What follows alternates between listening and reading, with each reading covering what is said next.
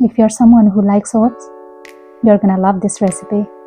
And if you do not like oats, trust me, give it a try, you're gonna love it too. Let's get started. In a blender, I'm putting 1 cup of oats, 1 egg,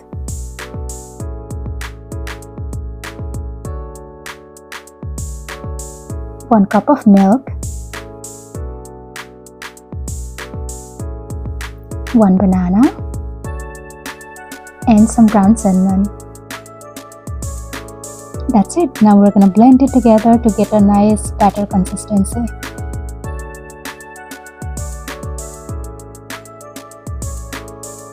Pancake batter is all ready.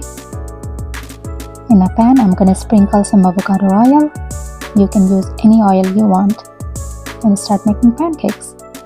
Cook both sides for 2 minutes. It's as simple as this.